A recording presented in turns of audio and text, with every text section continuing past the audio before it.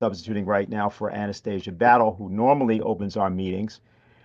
Well, obviously, this is a week which is particularly notable because of what has happened in the American elections. It's notable also because the newly elected American president says he's spoken to some 70 world leaders since Tuesday. But more importantly, one of those leaders, Vladimir Putin, has talked about how he and the president-elect of the United States intend to speak. And he took particular note of the president-elect's proposals around Ukraine. It's merely saying that these proposals deserve attention. I think what's important is that the International Peace Coalition has tried to emphasize continually as we've run these meetings that no event, including the election of the presidency of the United States, is the dominant event because the issue of war and peace is what's dominant. And that's the reason that we began this some 75 weeks ago. The point being to try to unify the world's peace movements or to create a worldwide peace movement, which would rise above ideology or particular electoral advantages or financial considerations to try to stop the world from blowing itself up. I think that there will be plenty to discuss as the presentations evolve here today. And what we want to do is to get started with a presentation by the person that inspired and asked for the creation of the International Peace Coalition. She is also the chairwoman and founder of the Schiller Institute, Helga Zepp-LaRouche. And so, Helga, you now have the floor. Well, hello to all of you. Indeed, the recent days were quite eventful. And I think the 6th of November in particular will go into history as a milestone, because that was not only the day where Trump got re-elected as president of the United States, but you also had the fall of the so-called streetlight coalition government in Germany. And those both events obviously have a lot to do with the issue of peace or war. Now, what Trump has promised is to say that he would end wars and not start new ones. It for sure is, at least for now, a major disruption in the war machine. And you can see that, who is who internationally. The British are completely freaked out and trying to, basically create Trump-proof facts, both in terms of Ukraine and in respect to the Middle East before Trump comes in. And if Trump indeed will make sure true on his promise, will naturally be largely determined by what kind of a cabinet he puts together. If it will be people who will try to support his agenda of ending wars or not. We know from the previous Trump administration that he had such people who belonged actually to the neocon camp as well. But, this not, as Dennis just said, does not depend on the US domestic situation alone, because we are in a period of absolutely tectonic changes in the strategic picture. Now, before I say a few words about that, let me just say that the fall of the German government is a very positive development. It's not yet completely out because Scholz has said that he wants to basically postpone a confidence vote until the 15th of January. There is a lot of opposition which pushes him to ask that question next week, beginning of next week. But it is for sure very, very positive, because this was the worst government Germany had in the entire post-war period. Now, Scholz kicked out the finance minister Lindner, and so the supposed issue was that Lindner demanded Scholz supposedly demanded that Lindner would lift the debt brake in order to send anywhere between 3 and 10 and 15 more billion euro to Ukraine. Now, there are a lot of internal dynamics, which the time is too short to go into. Lindner is no peace angel because he was favoring to send the Taurus missile instead of lifting the dead brake. But the tone of these two men fighting was as shrill as if you had two fishwives, two gossips having it out on the marketplace. I mean, the level was such an unbelievable low level, it was imaginable. Now, why am I saying that this was the worst government Germany had since World War II? Is because, because of this Scholz government, the German economy right now is in a free fall because Scholz clearly failed to protect the German population against the sabotage of the Nord Stream pipelines, which delivered relatively cheap gas from Russia to the German economy, which was really the main motor why the German economy did relatively well. And as a result of the cover-up, and one can only call it a cover-up because Seymour Hersh had presented a very credible hypothesis of who was behind it. Now, Germany has to pay energy prices which are 3 times as high as in the United States, and they are forced to buy very expensive liquefied gas coming from shell gas in the United States. And naturally, this is plunging the German economy into a free fall. Then naturally, they legalized cannabis, and we see from both Holland and the United States what a legalization of drug policy does in terms of the increase of the crime rate, in terms of the cognitive effect of especially young people. And naturally, they also made into legislation the so-called self-determination law, which means that from now on, every 14-year-old child can change its gender 1 time a year just by expressing a desire to do so, which obviously is completely detriment to the well-being of the children. So I could make a long list, but just to give you an example, this is a government which the only merit Scholz had is that up to now he prevented the Taurus being sent to Ukraine. And naturally, the alternative, the chancellor candidate of the CDU opposition, Friedrich Merz, he made a speech on the 11th of October in the parliament by saying that he is in favor of giving a 24-hour ultimatum to Russia to stop bombing infrastructure in Ukraine, or else the Taurus will be sent in order to destroy all the supply lines of Russia into Ukraine. And actually, there are such unholy creatures in that coalition, or in that party rather, like Roderich Kiesewetter, who said many times, one has to carry the war deep into Russia, one has to destroy the ministries and, airfields and on like that.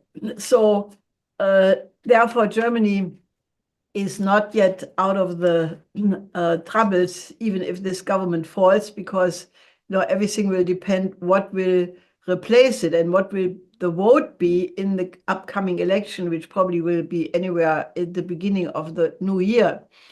But I mean, the warmongers on the Atlantic side, looking at the Biden administration, Baerbock from the German government, the British government, the think tanks are all demanding now, to send every possible weapon before Trump comes into office. They are in such a total contrast to where the majority of the world is actually moving. And we discussed this the last time at the meeting of the BRICS countries in Kazan. You had 40.7 billion people represented, constituting 57% of the world population.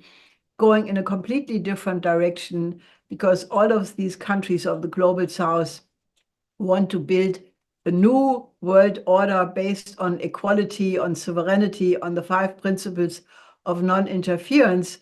And that naturally is a completely different dynamic.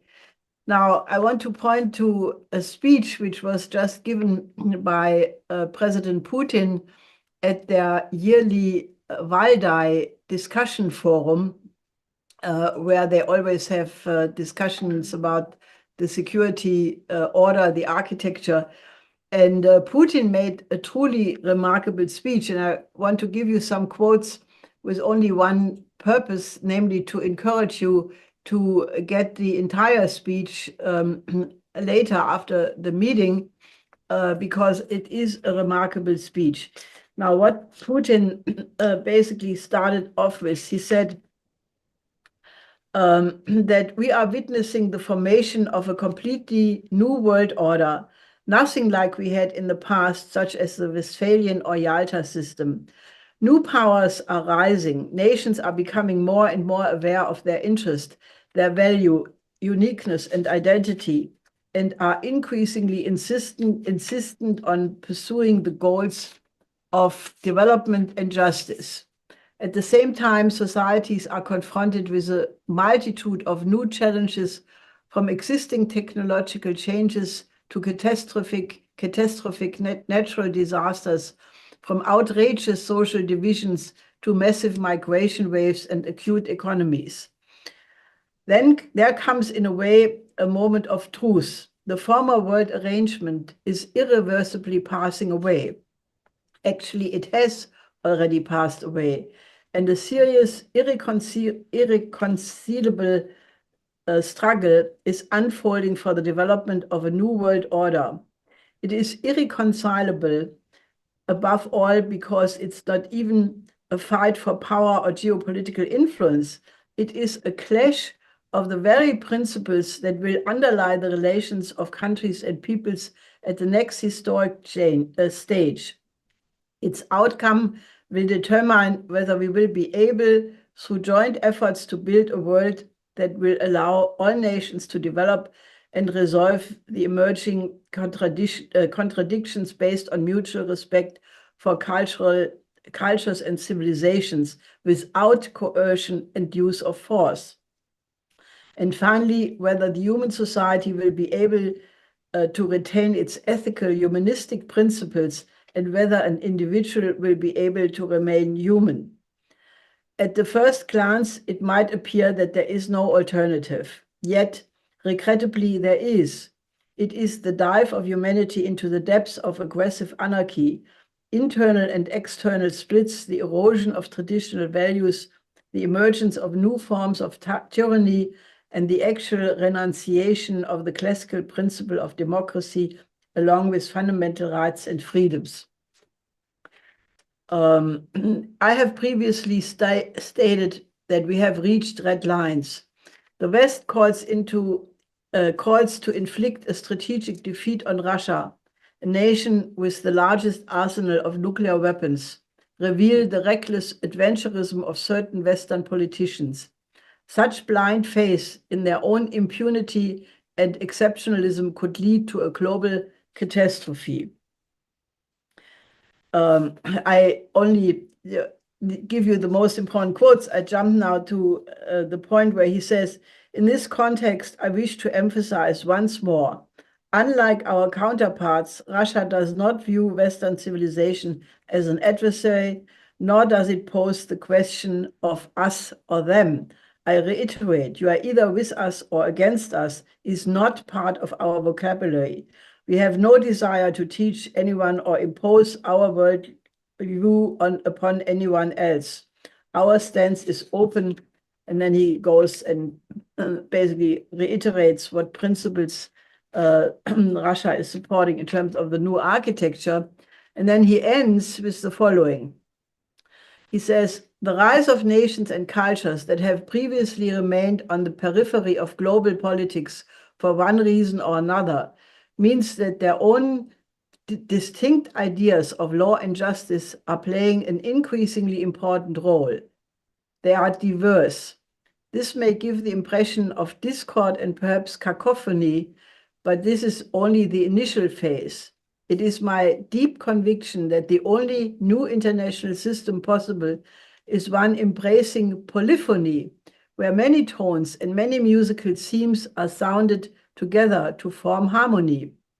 If you like, we are moving towards a world system that is going to be polyphonic rather than polycentric, one in which all the voices are heard and, most importantly, absolutely must be heard.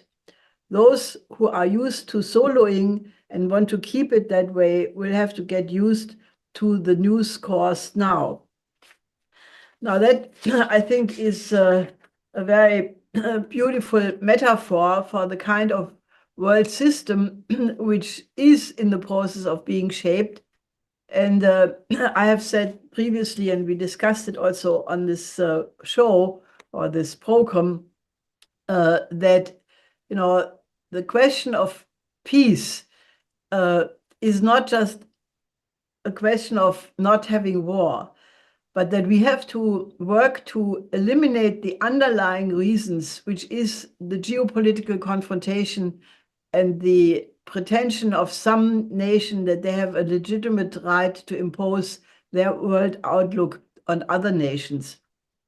Geopolitics was the cause of 2 world wars in the 20th century, and we have to make a gigantic leap in the historic development of mankind, namely to move to a new paradigm whereby the one humanity is put forward first, and that all national interests are only legitimate in so far as they cohere with the interest of humanity as a whole. Now, it is the only way to solve the migrant crisis, the inequality which causes people to go by the millions, trying to leave their country and going to countries where they hope to have a better life or survive. This is the reason why, the Mediterranean has become a funeral, or rather, a place where people are drowning by the thousands. And why the Mexican-American wall has become a place where many people have died as well, or on the way to reach that goal. That cannot remain the situation, because you cannot keep a status quo where only a few people remain wealthy and rich, some extremely rich, and the global majority remains poor. And we have to shift to a system whereby every nation on the planet has the right for their own development. And the only way how we can prevent World War III from breaking out is that we get the countries of the collective West to work with the BRICS in the development of the global South. And that way we create a world in which every nation can prosper. And I think that is much more close than people think. We just got the information that at the state visit of the Italian President Mattarella, he expressed a great interest to join this emerging new system free of the oligarchy and free of imperialism. So you have, right now in Budapest, the European Union is meeting, and there are several European countries, Slovakia, Hungary, are in full support of this new emerging system. Country which is not part of the European Union, Serbia, also is completely on the side of this new system. As you just heard, the Italian President Mattarella is exploring such potentials. And in each European nation, you have parties and institutions who are in favor of it as well. So if the Trump administration becomes really a force of peace, in my view, will depend almost entirely what will be the attitude of the Trump administration of this new emerging global majority. Because when Trump left the White House 4 years ago, this did not yet exist. So the world has dramatically changed since he was in the White House the last time. And if we can move the world to reach this new level of a new paradigm of a new security and development architecture in the interest of every country on the planet, then we can be very hopeful that peace can be arrived at. So I want to leave it at that. Thank you very much, Helga, for what your remarks have been, and we're going to certainly take up in the discussion this matter that you raised concerning polyphony. Those of us who have some idea of what the real implications of that are. I want to go now to President Donald Ramotar, former president of Guyana. He was with us on October 26th in New York for a special meeting, a peace meeting, and has much to say, and I'm glad to see him here again. So, yeah. President Ramotar, the floor is yours. Thank you very much, and hello to everyone, and it was really nice meeting some of you in person for the first time. I'm delighted to have been there. The elections in the United States, I think this election will have a very important influence on the international situation immediately. As Helga just mentioned, when Trump was in government up to 2020, the world has changed significantly from that point in time. I think it offers us both hope and concerns. A lot of concerns still exist with the Trump presidency. The most important area for optimism, I believe, is the possibility of having some resolve in the situation in Europe. The war in Europe, particularly with Russia-Ukraine issue that is taking a lot of lives, an unnecessary war that we spoke about before. And one thing that Trump has displayed in the past is a certain amount of realism. And it gives me some feelings of some optimism that he will try to bring an end to this war. And the other aspect of Trump's previous period in office, whether good or bad, he tried, I think, to live up to his promises that he made in the last time when he made in 2016. Good or bad, he tried to live up to those promises. And if he continues in that same vein, then I think we can be optimistic of the possibility of getting somewhere better in Europe than what it is today. The other big issue that is of great concern to all of us, all humanity, I would say, is the Middle East situation, where the genocide is continuing. That I believe has two aspects. If the present ruling, the Biden administration believes that Trump would probably change some of his position and have a less hawkish position that he had in the first period, then this period of transition could be extremely dangerous, I think, because they might allow Israel to go even more berserk than they're going at this point in time. But I think the whole question that's created such revulsion in various parts of the world, that although Trump left with a very strong pro-Israeli position, he's coming back into this situation at a time when the pressure on him will be enormous. I don't think he can be oblivious to the fact that the vast majority of people in the world, more than 99% of the people in the world, wants to see an end to the slaughter that is taking place there. And that can act as a great pressure on him to modify some of the position that he had, that total position that he had towards Israel. He must have also seen that I believe one of the pitfalls of Kamala's campaign is here more than one time she was saying that she has Israel back. She was saying all the time that she has Israel back. And that I believe was one of the factors that allowed many people who normally would have voted for the Democratic Party not to vote for them because they saw that that Kamala's victory might very well have been an unending war in the Middle East and continuation of what was taking place there. So, so um, I think that his position will probably have to change from what he had when he was trying to create a fait accompli and give Israel a great advantage there. I think what is presently in position can have a lot of pressure on him.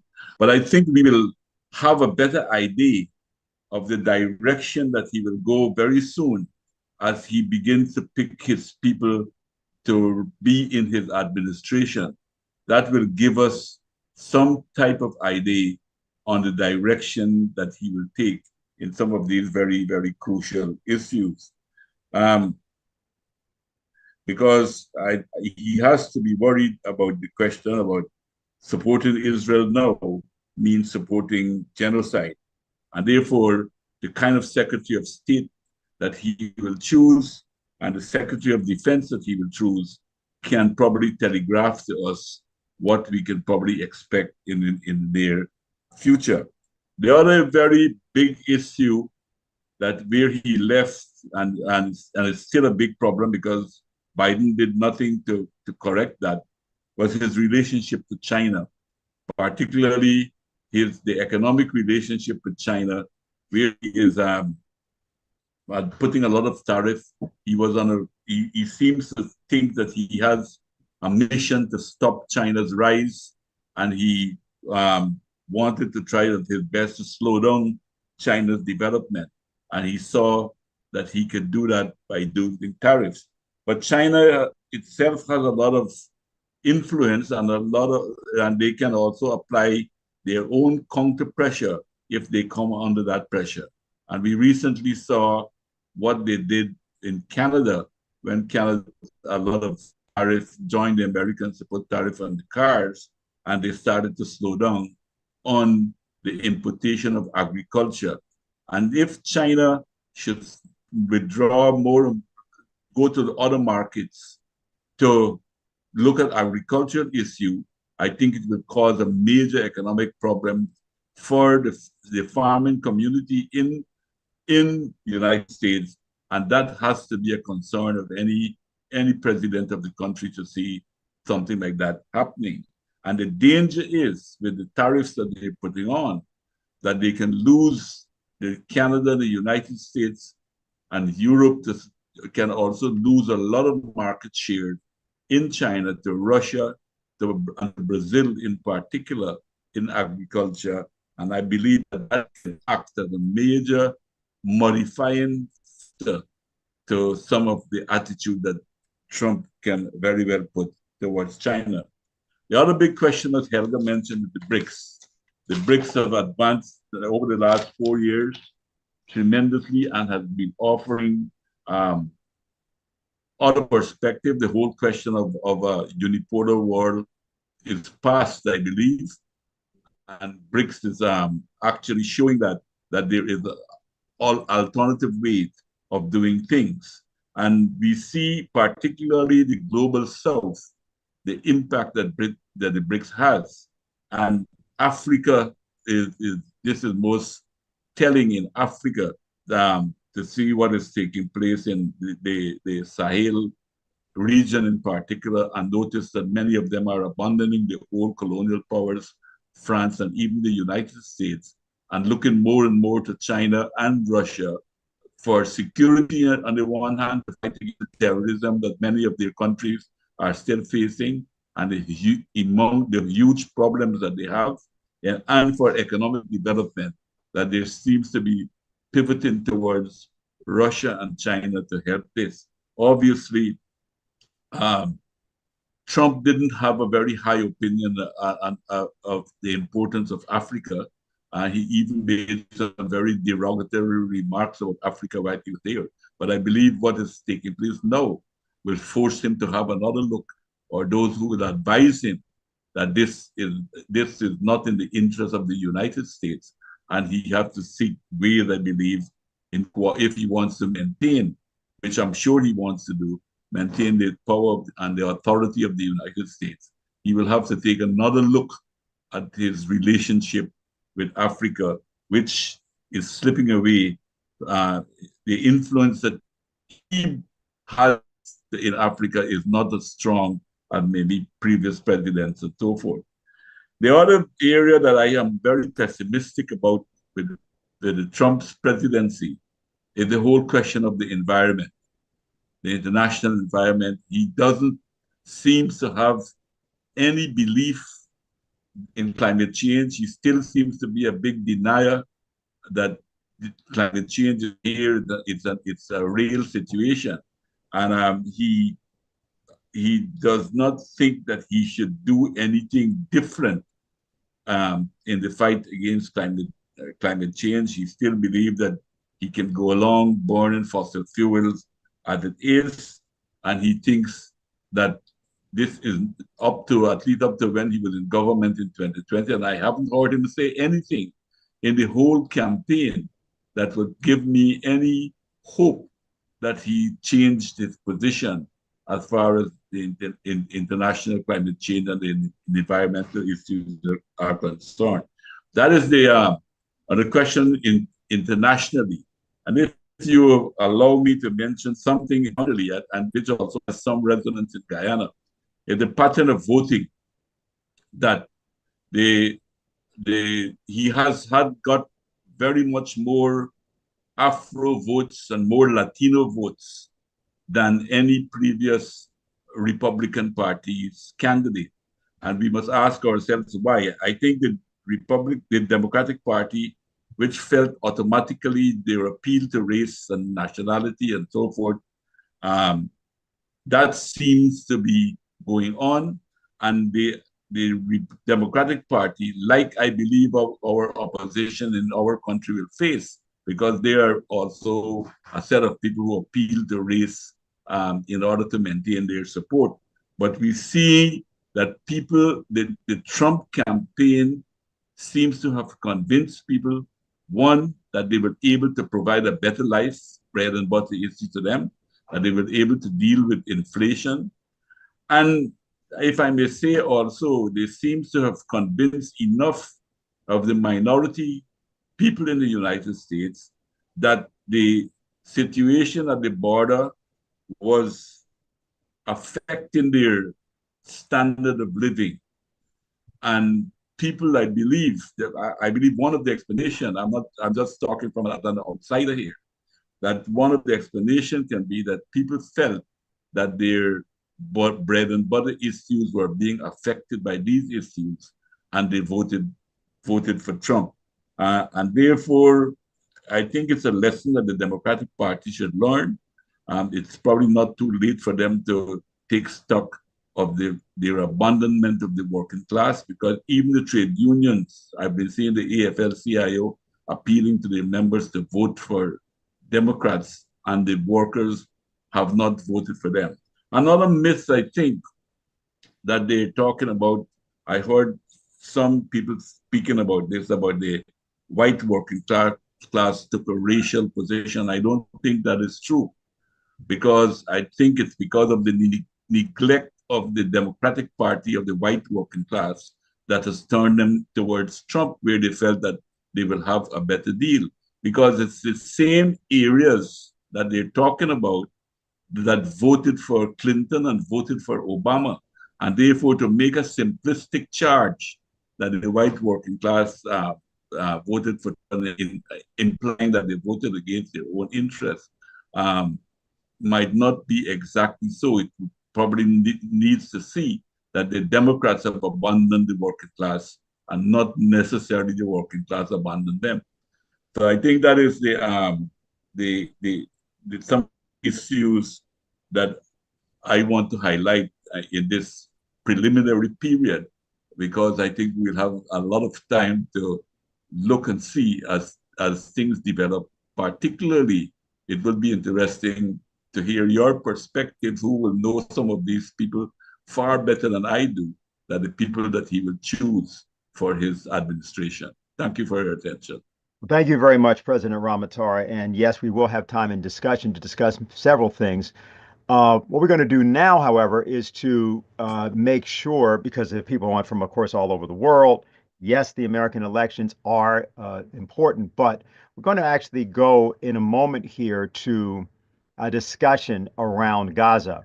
And as a way of making a kind of a segue to that, I just want to talk about something that Senator Bernie Sanders said concerning that exact matter that you brought up um, with respect to the United States. Here was his view. He said, it should come as no great surprise that a Democratic Party which has abandoned working class people would find that the working class has abandoned them. Today, despite strong opposition from a majority of Americans, we continue to spend billions funding the extremist Netanyahu government's all-out war against the Palestinian people, which has led to the horrific humanitarian disaster of mass malnutrition and the starvation of thousands of children. Now, I just like to say, because everybody from the International Peace Coalition wouldn't be aware of this, but members of the IPC have been, for the past several weeks, about the last month and a half, been working together with various individuals, particularly Dr. Mark Perlmutter, the president of the World Surgical Foundation and a past president of the United States section of the International College of Surgeons. And what happened was that Dr. Perlmutter had traveled to New York to Mount Sinai Hospital here last week. He was to give a presentation. He was also supposed to be giving a presentation over at the Columbia Medical School. And both of these presentations were canceled as a result of pressure in which Dr. Perlmutter was being accused of being anti-Semitic. And Dr. Perlmutter is Jewish. And what happened was that various people within the International Peace Coalition orbit took action. We made sure that that forum, in fact, occurred just a few blocks away from Mount Sinai Hospital. And we're pleased to say that many of the doctors and nurses and medical students were able to attend. What we want to go to here is a statement that was, we may even still get Dr. Perlmutter to drop in, but he's very busy. And Dr. Sidwa, who was also with him in Gaza, is a trauma surgeon from California, had intended to be with us in this segment, but he contacted us about 30 minutes ago and said there's a mass shooting where he is, and he has to deal with some matters there. And that sort of underscores the actual reality of who these individuals are. It's very important to just say they are doctors. They are not political figures. They start as doctors first, and that their statements are often, while they may seem to be political, are coming from a realm, in one sense, above politics. It's about the questions of life and death and how people are being treated.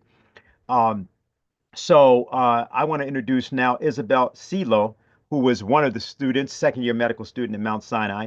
And I believe she has a statement from Dr. Sidwa and some remarks of her own, both about that forum process and about the need for us to realize that whatever may be happening in this transition period, what is happening day after day, hour after hour, is this horrific situation that we have to address and end. So, Isabel, you now have the floor. Yes, thank you for introducing me. I'm just going to first start by reading Dr. Sinwar's statement that he sent.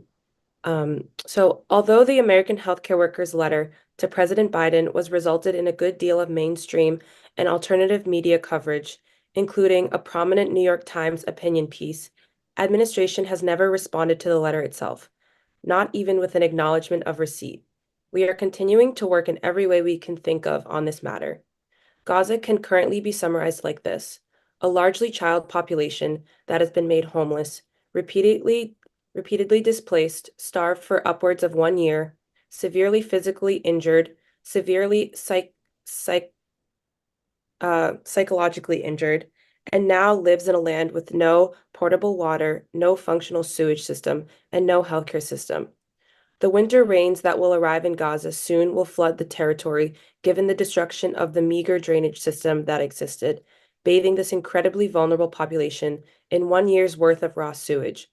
It is very likely that hundreds of thousands of people will die in these settings, and quietly and away from the eyes of the world that is now seemingly happy to be distracted by the return of a Donald Trump presidency.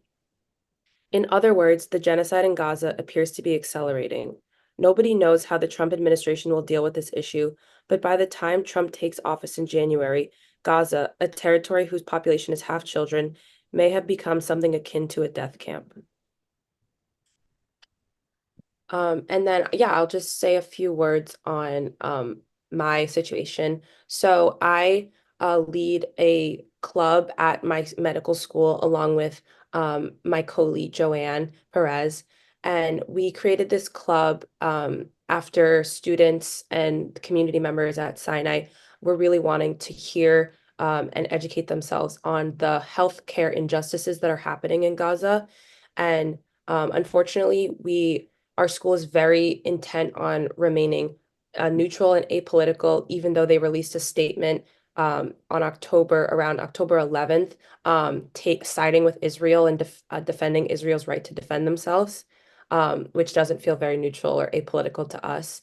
And so this club has been repeatedly repressed and retaliated against solely for trying to advocate for Palestinian health justice.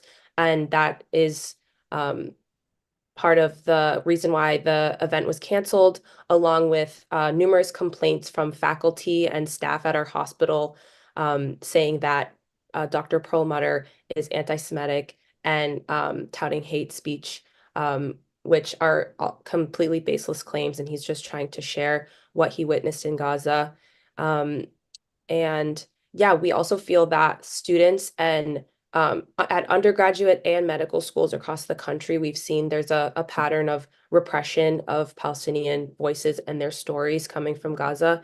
And we feel that this is an immense detriment to our learning and educational opportunities. And I feel that specifically around global health, medical students coming out of the education that's happening right now are going to be severely undereducated on what's happening in Gaza. And I think that's very dangerous because it leads to Islamophobia and a lack of cultural competency that we really need in medicine. All right. Well, thank you very much. Thank you for reading the statement. And I know you're going to get a couple of questions. We're just going to keep moving here just for a minute. And we'll probably be, we have now, if Diane Sayre is there, I hope she's there. There she is. Okay. Diane is independent candidate for United States Senate and was actually at that forum and also, I think, spoke from the audience at that forum. More importantly, especially given what President Ramotar has referred to in terms of this question of the elections and the broader matters that Helga referred to earlier, we wanted to make sure that Diane gave us her assessment, how she sees the process. Diane has also been not only involved in the peace process of the International Peace Coalition, she co-hosted together with Jose Vega a forum October 26th, which brought together people like Colonel Larry Wilkerson, formerly with the Pentagon, and Ray McGovern by audio, Scott Ritter, who was there, and others, Garland Nixon, many other people who came together for that. So, Diane, glad to see you. Yes. You have the floor. Great. And you can hear me as well, it looks Yes. like. Okay. Well, I think what the election demonstrated here is that the actual number one issue among the American population is war and genocide, followed closely by the economy. And of course, given that our media conglomerate is part of a blob, together with the intelligence agencies and the military corporations, then they do not include war or genocide as part of the questions that they ask people in after polls. In the same way, I will report that in the state of New York, if they had an opinion poll on whom you are voting for US Senate, in most of the polls, my name was not included as an option, even though I was on the ballot. So that is first and foremost. And I want to share what Dr. Perlmutter reported at the meeting that we organized for him, Jose and myself, our joint committee, after the Mount Sinai meeting was canceled, which is, it's worth thinking about. he said 40% of American Jews under the age of 45 believe that what Israel is doing is genocide. That is not just that it's bad, that it is genocide, and that 30% of American Jews over the age of 45 believe that it is genocide. And I can report just from personal experience. This is not a scientific poll, but we did a great deal of petitioning up and down the streets of Manhattan. And even early on in April and May, when we were petitioning, I was told that the synagogues on the Upper West Side were divided 50-50 on whether there should be a ceasefire or not. And I will report that on October 28th, after our event, we had a rally outside the New York Times on the blackout and on stopping the genocide, stopping the war. Only one person walking by told us that what was occurring in Gaza was not genocide, as compared to perhaps we might have had 5 or 6 in a similar period anywhere in Manhattan. So I believe the truth is coming out. Americans do not want the blood of tens of thousands of innocent children on their hands, and they rejected it. Similarly, I believe it was the mayor of Hamtramck, who was Yemeni American and who endorsed Donald Trump for president, said that you should not take for granted the vote of people who were experiencing a genocide in terms of what happened with Kamala Harris. And I will also add that I think we need a very robust campaign against AIPAC, because that's going to be a major factor in shaping the policy of the incoming presidency and these despicably cowardly congressmen who get hundreds of thousands and millions of dollars from this lobbying agency, which is acting on behalf of a foreign interest. As some people said, are you running for US Congress or are you running for a seat in the Israeli Knesset? So I think we have to do that. Number 2 is the economy, where people actually are experiencing the effects of massive hyperinflation for the reasons that Lyndon LaRouche outlined way back when he warned about Nixon decoupling the dollar from the gold reserve system in 1971, that what was created after that point was a fictitious currency which had virtually no relationship to reality, and that the only metric of physical economy is the human metric. That is what is happening in terms of life expectancy, infant mortality, standard of living, etc.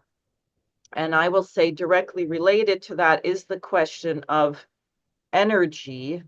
And that means we really have to move to a nuclear platform.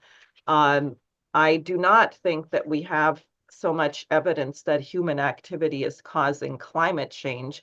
There has been climate change on this planet for about 5 billion years. We do have evidence that mankind is not building infrastructure for it. We know the Army Corps of Engineers mapped out the region where Hurricane Helene hit with full force. There was a similar hurricane in 1916. They knew that various things could be built, reservoirs with certain types of spillways, etc. None of this was built. In fact, we have been taking down dams left and right across the country, leaving many populations vulnerable to catastrophic effects. And I think there should really be a robust scientific open debate on this matter, and also how to deal with it, what kinds of infrastructure should be built.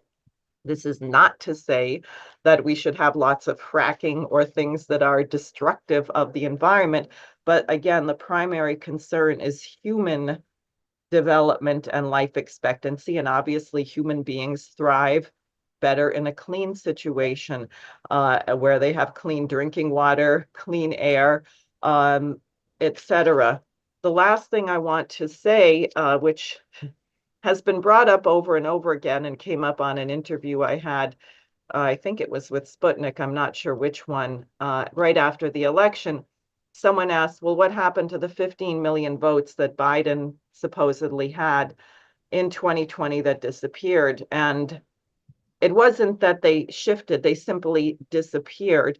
I will say that what I know from the state of New York in 2020 from a group that simply did an audit based on available public information is that the Secretary of State in 2020 certified 348,000 more votes than people who voted. That's irrefutable. That information exists and can be verified. So perhaps because there was a spotlight on that, they were not able to commit the same type of fraud.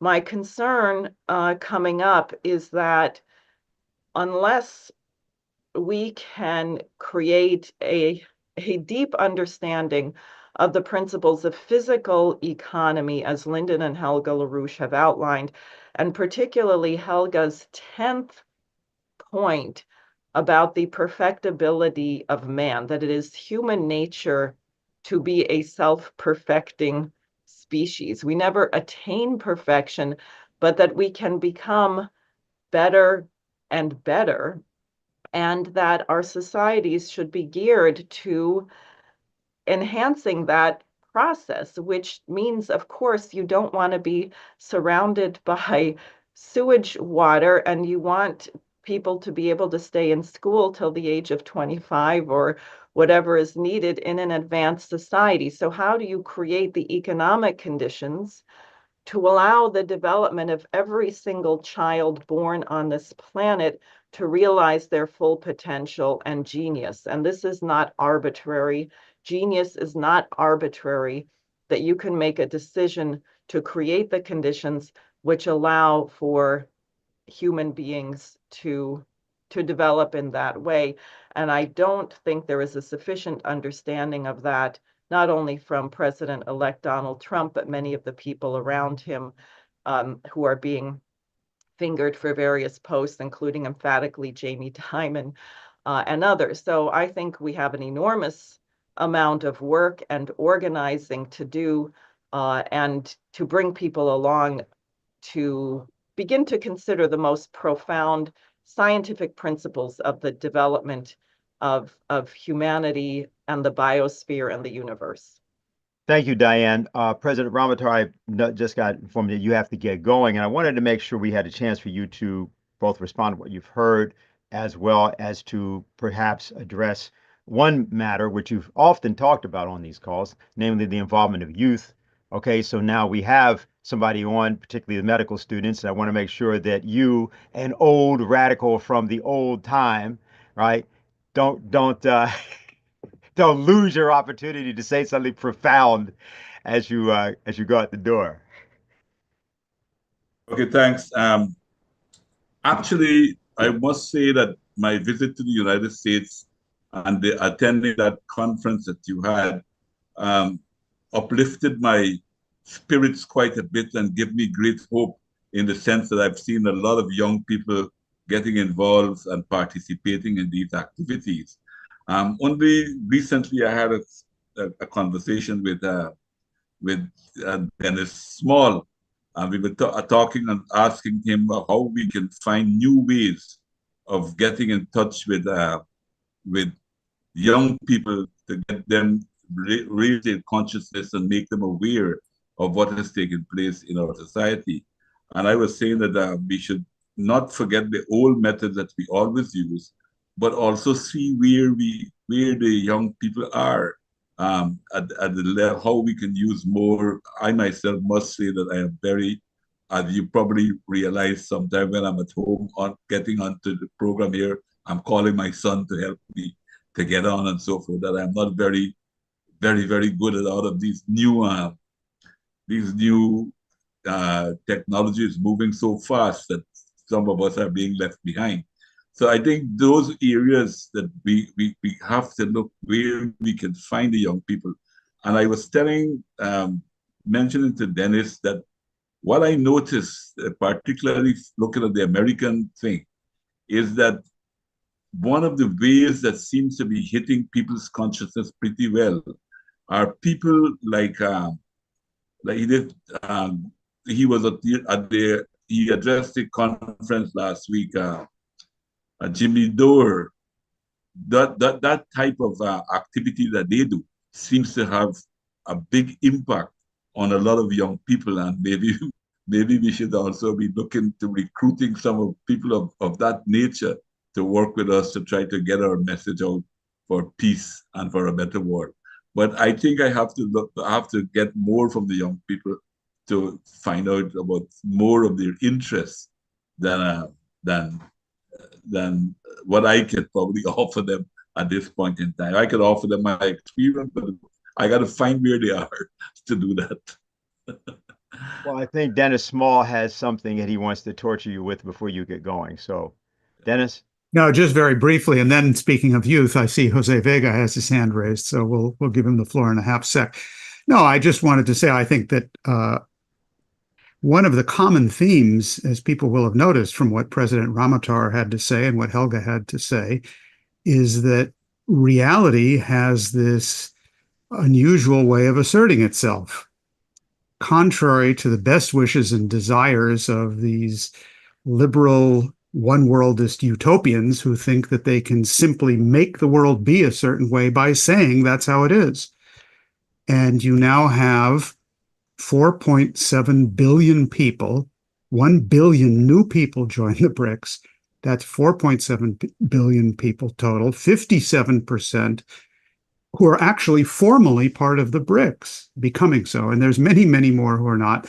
This is a very powerful voice, and there is a reality principle here. President Ramotar talked about a couple of ways in which this gets expressed: the pressure on Trump on the Israel question, the pressure on the bread and butter issues. These are all very powerful forces in history, but they are not the defining force in history. The defining force in history is man's mind, man's creativity, our ability to take this opportunity and make sure that our actions and our system and our society is in cohesion with, operating under the same lawful ordering as the physical economic reality that surrounds us. In other words, we have to act to make sure that the opportunities being given to us are actually made real. And I think that we're in one of the... March 11th, we have Okay. to interpret the word, but to change it. There you go. Marx said it, Lenin said it, Linda LaRouche said it, Kluze said it way before Marx, Leibniz says it's the best of all possible worlds.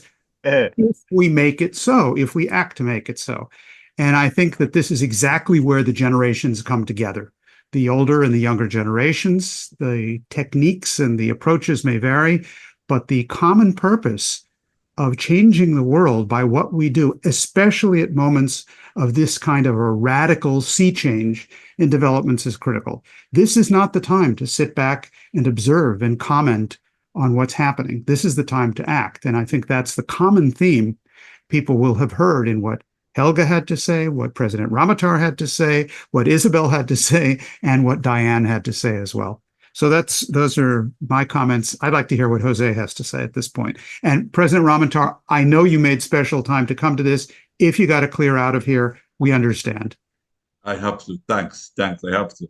Thanks again to you. Yeah. Well, thank you. Thank you very much. Okay, so I see there's a hand up. Jose has a hand up, and let me just say, I don't know if Helga's with us right now. When she gets back, we'll certainly ask her to come in. But Jose, why don't you go ahead? Yo, I just wanted to respond to everything I've heard so far. Oh, sorry. Hold on. Helga, not yet. Okay, so go ahead, Jose. I just wanted to kind of respond to everything I've been hearing so far. And yeah, when we started these campaigns, Diane and I, we started it explicitly for the purpose of acting as if we were already elected, whether or not we actually got any kind of vote. Look, for example, why didn't any elected official step in when Dr. Mark Perlmutter needed a place to speak?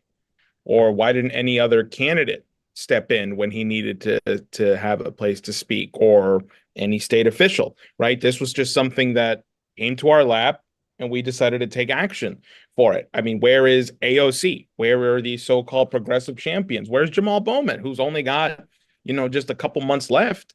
And before he has to leave, he could have used the very few months that he still has in the power of Congress to do something effective. Instead, he continues to be a servant to the same party that screwed him over and got screwed over this last election. So I make a broader point here to say that, like, Diane and I, we're not millionaires, we're not billionaires, we don't have this kind of like establishment power, and yet we were able to move and act and organize around people like Isabel, who are trying to do the right thing, and also, of course, Sarah, who is responsible for organizing Dr. Perlmutter whenever he's up here and getting him to speak at different places, like at Riverside Church. We're able to key off what other people are doing and help push it forward in a bigger way, and help set up these connections that are crucial for people like Mark Perlmutter and Dr. Feroz Sidwa to be heard and actually enact some kind of change.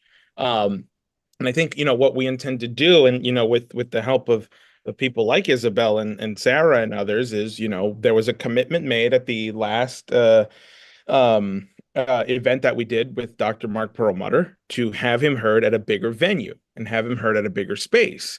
And that's what, we intend to do now, so, like, to Isabel, I would just say, like, we're going to keep doing this. We're going to keep making sure that the truth gets heard, and that the more they try to suppress us, the only louder we get. People actually want to listen to what Dr. Mark Perlmutter and Dr. Feroz Sidwa have to say. And I think it's in large parts thanks to your efforts and your intention to actually get him somewhere heard.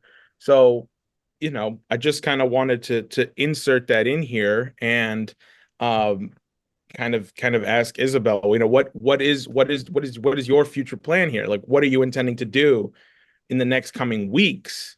The presidential election is over. I think our point here is we have to prove a point that it was never about elections that enact change. So go ahead, Isabel. Well, I'm sorry. Well, just Yeah. before she goes, hold on, stay right there. Just want to announce that if you want to go to Q&A, we're going to a Q&A discussion. So people who want to ask questions should jump on to Zoom if you want to participate. If you're on YouTube, that is. And we'll come back and we'll get a statement from Helga after Isabel goes. But I just wanted to make that announcement so people can start to line up in the queue. If you look at that, and you have raise hand at the bottom of your screen. So you can just do that, or reactions, it may say. So just click onto that. Okay, sorry, Isabel. Of course. Yeah, so I think at least at my school, the mission doesn't stop. Like, our club is still working towards educating more people, getting these images and these words from doctors like Dr. Perlmutter and Dr. Sidwa out. These are things that people have to see, and if they can avert their eyes on their social media or their news feed and they're not getting the accurate information, we're still going to make sure that there's other ways that we can get them to people. Also, I think there's a lot more work that can be done outside of the classroom because we do have such rigid restrictions. I go to a private institution, so I don't have any constitutional rights at my school. They can take away my freedom of speech, my freedom to organize at any time that they want. It's through, I am actually part of a national coalition of med students, MSJP, which is a partner with SJP, Students for Justice in Palestine. And so our mission is to recruit med students from across the country and to organize them, activate them, and get them to create their own coalitions locally and give them the material and resources to do that. And so we're just trying to create larger movements and put pressure from all different angles. We had a campaign last year to target the American Medical Association to pass a ceasefire resolution, which again didn't pass. And there's always going to be opposition in any sort of institutional means that we try to organize through. But doing that, removing ourselves from institutions and kind of creating alternative movements and activism, mutual aid funds. We have a fundraiser right now donating money to med students in Gaza. So we don't need everything to be institutional and to be within our medical schools. We can do that on our own. Okay. Helga, I want to go to you now because of everything that's already been said. If you have a general response to the entirety, and then we'll open it up for Q&A after that. Yeah, I would like to mention one aspect which we discussed in another meeting. I looked at the video by Dr. Perlmutter, and I must admit, it is so horrifying to see the pictures of the dead children in Gaza that, I mean, I don't find words to describe it. And then we discussed, what we do with these pictures. On the one side, it is absolutely clear that, if the world sees these pictures, there is no way how they can deny what is going on. And, so you feel a very strong impulse and actual need to get these pictures out to the whole world. But then, on a second thought, I thought, what is the impact if normal children who are unprotected, I mean, not having parental guidance or teachers or some aid, see these pictures?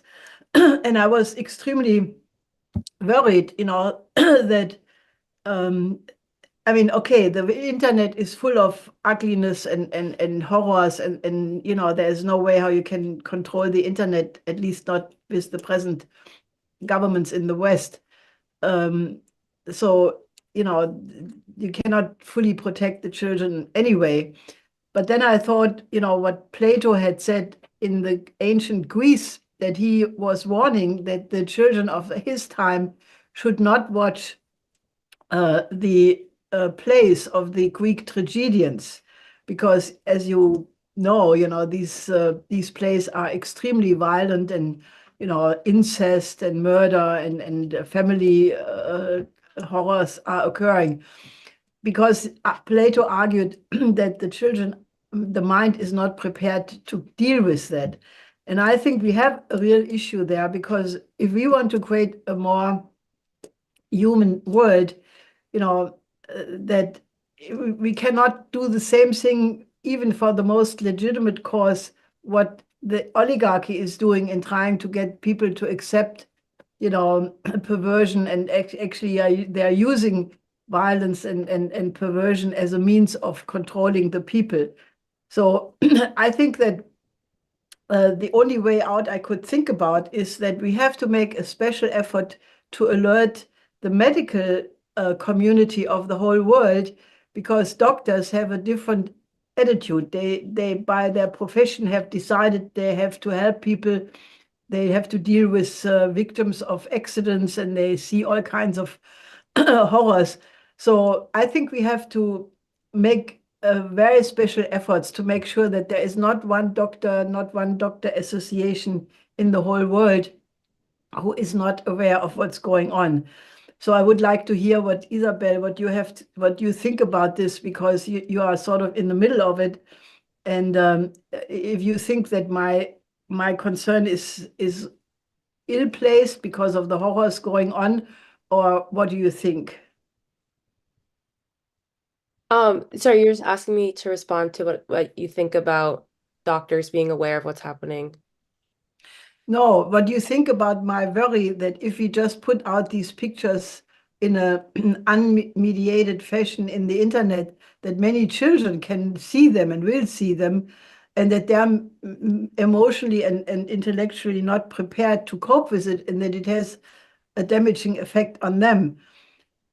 I mean, how do you judge that, from your point of view?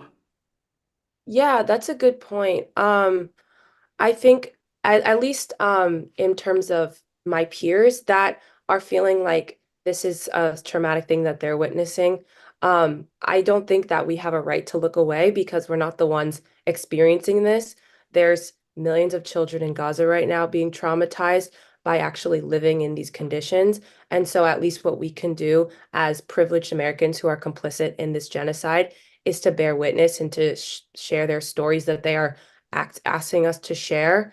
I think like younger children, there's something to be said about maybe not traumatizing them, but the complete disregard and dissociation that the American people have to what's happening in Gaza, and how the media is not sharing these images and stories is only furthering the damage that's being done in Gaza. And so I think at the cost of the secondary trauma that we will experience by witnessing what's happening, we must see, and we must keep spreading as far and wide as we can, because what we're doing right now is only allowing more people to be killed. Can I interject here? Sure, go ahead. Please. I think we should do a mobilization here in New York City, nationally, around students, medical doctors. You know, the thing about medical doctors and medical students is that the images that, you know, Mark Perlmutter showed is just the reality of many trauma surgeons today. In fact, he didn't say it in his talk, but the reason he chose trauma surgery was because he knew what he was going to get into. He knew that he wanted to go into these war zones and conflicts. I mean, it wasn't just Gaza he's been to. He's been to Haiti after the earthquakes. He was there in Ground Zero, 9/11. He's been to Ukraine. You know, him and Dr. Feroz Sidwal have been in Ukraine. They've been in war zones. And they have said that everything they experienced does not add up to what they experienced in Gaza. And so I think, you know, what we need to have a rapid mobilization of anybody who believes it is their responsibility to save lives. That's what doctors are supposed to do. That's what anybody who is aspiring to be a medically licensed doctor is trying to do. And so we need to create a rapid mobilization of people right now, whether you're a first year or you're in residency or you're a senior doctor. You got to just move and mobilize. And get them all to come together. And I see Isabel raised her hand; she wants to respond, but you know, I mean, I think Isabel's picking up on what I'm putting down. Go ahead. Yeah, I just wanted to add, the number one oath of doctors is do no harm, and I think by not seeing the reality of what's happening and by allowing that to continue, that's doing harm. Also, the article that Dr. Sidwell referenced, the New York Times article titled 65 Doctors, What We Witnessed in Gaza, showed a pattern of children, like young children, being shot in the head multiple times by snipers. And so this shows that the IOF is targeting children. There's no like ethics behind like what's happening there. And so when we see that a population in Gaza that is mostly kids is being targeted and killed on purpose, that I think that kind of removes any sort of worry of how we are being traumatized or like what we should bear witness to, because the things that are happening to them will never happen to us. Sure, Helga, please. I'm not arguing against mobilizing, but I'm arguing from targeting more precisely the medical community of the whole world, you know, and maybe we can think about a way of either your club or some other organization making an appeal, which we then could help with the IPC to emanate throughout the world to make sure that all the doctors in all the medical universities and, you know, all people who have already dealt with that question and had taken a view that they are mobilized, because they could become a very strong moral voice internationally, you know, and that way I think we would do out of a problem, we would turn it into a strength. I'd just like to say one thing also about this myself. When we originally talked to Dr. Perlmutter, we did about a 50-minute interview. We only used about 7-8 minutes of it. You may remember this, Jose. The descriptions he gave in that interview, which had no pictures, were themselves very compelling. I'm saying that because if the issue is, and I think there is an issue, what we're going to do, let's say on the general internet, getting stuff out. I think we should first of all talk to him again, but I can see us doing an interview in which the descriptions can be clear enough, if that's our concern. Also, Jose, I wonder if you, because you do deal with a lot of stuff on social media, there may be another way to also restrict besides simply giving a warning.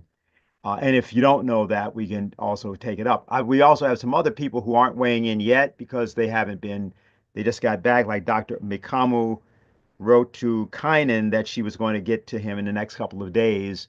She wants to think about it. She just arrived from another assignment. So there's some other individuals that are going to have some things to say about it. But Jose, what's your view? Yeah.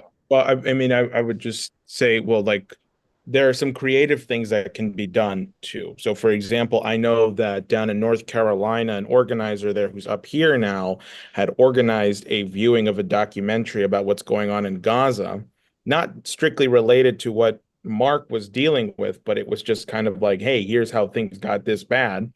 And then there was a post movie Q&A with Dr. Mark Perlmutter. So people were exposed to this documentary that could be shown on TV. People are feeling one way about it. And it's like, here's an on-the-ground report of somebody who was there for 3 weeks. And what this person did was they had organized people to come to a church/community center, had them sit around, watch the movie on the projector, and then had Dr. Mark Perlmutter come in via Q&A, right? So there's this sort of like hybrid kind of, you got people in a room, social media stuff. That's just one variation of ways in which you can be kind of creative with people. You know, for example, I'm sure there are important people in Geneva that would want to be with Dr. Mark Perlmutter, but can't be there in person, right? So you have these sort of hybrid kind of like somebody comes in virtually, you got Mark in person, but the point is you have an in-person audience, an in-live audience. And then you would take the recordings of these things. And what we saw with the last event, and maybe Isabel may know more, there were people who were recording it on their phones in the front rows. And they were then taking their own clips and putting it up on social media, you know, without us having to do it. Some people were just moving to do it because they thought that was the right thing to do. So I think making this stuff as high quality and easily accessible as possible for anybody in the world to see, to be spread on social media, is our counter, is the way in which we can actually spread more of what Dr. Mark Perlmutter has to say. But I don't know if you saw any of that, Isabel, what I'm referring to, where people were taking their own clips and stuff. But Yeah. I think in the past, the first talk I went to with Dr. Perlmutter, he actually asked people not to do that. I think maybe because this event was not as publicized and so last minute, he was trying to get the word out more. But I agree, like the respect of these people who have died or been murdered, we shouldn't be blasting their images across, like, for anyone. I think it should be done in a respectful way, and Mark does make sure that he does that. Also, I think Palestinians are kind of begging us to share these images sometimes, so that is also a consideration, that they do want their stories out there. Yeah, Diane, I see you have your hand up. Yeah, I just wanted to say I share Helga's concern about everything not just indiscriminately going out. And it seems to me a couple of things. One, the New York Times art publishing of Dr. Sidhwa's letter had a series of photographs which were X-rays, where you didn't see all of the gore per se, but it was very, very clear that there were bullets lodged deep in children's brains. And so in a sense, it's a kind of clinical representation. And I definitely don't want to fall into the category of this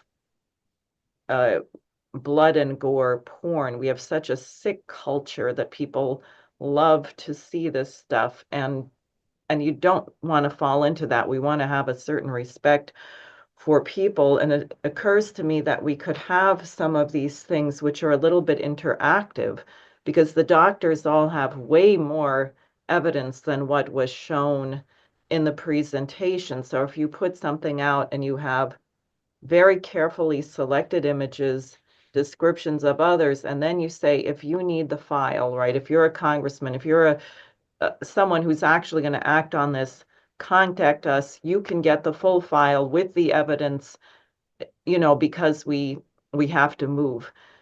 I think it is a really tricky question, because somehow we're trying to assert the idea that mankind should be above such carnage and slaughter. And on the other hand, there are people who are trying to deny that these crimes are being committed with this full ferocity. But I think if we think through it, we can come up with a way that really makes it very powerful without feeding into this horrible culture we have of people being thrilled to see horrible, gory images. Yeah, I think there, Helga. And probably what we should do also, at least in all countries where IPC members are, that we look in the parliaments if there are actually parliamentarians with a medical background, and that we approach them in particular, that they should make a presentation to their parliament, because that I think would probably have a big impact. So all I'm arguing is that we should do this more, targeted and surgical in order to get the maximum, because we are not gaining anything if we destroying the minds of 5-year-olds, but we want to shock the adults, and that's the only difference I'm making. I think also what you're saying, and this is important, especially think about where we're going. It's November. You're going to be going to a holiday season. There's going to be a whole discussion among people. It always happens every year at this time. People like Munter Isaac is going to do another, sermon. There'll be a lot of this thinking about this.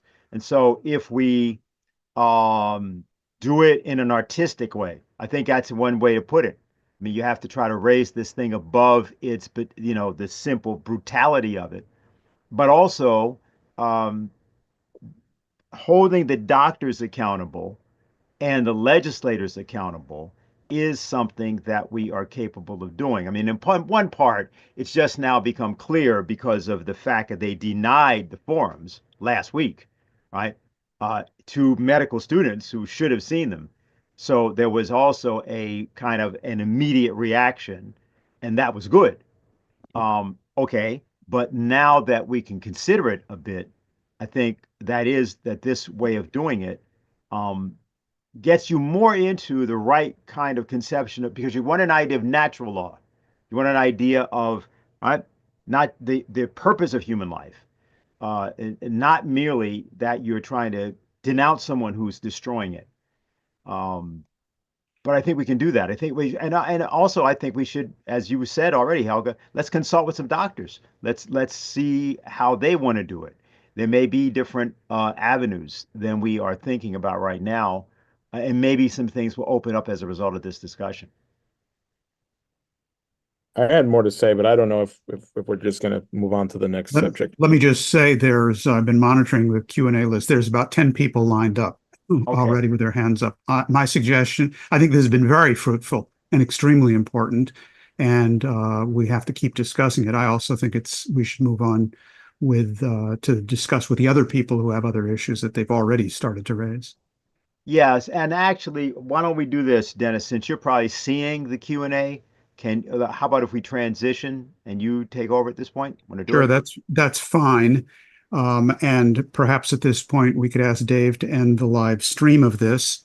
As we end the live stream of this, for people on YouTube, if you want to continue to participate in this discussion, to make comments or ask questions, you have to get over onto the Zoom platform.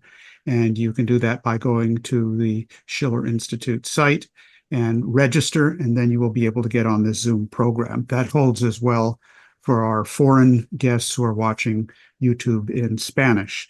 So we're going to end the YouTube streaming now.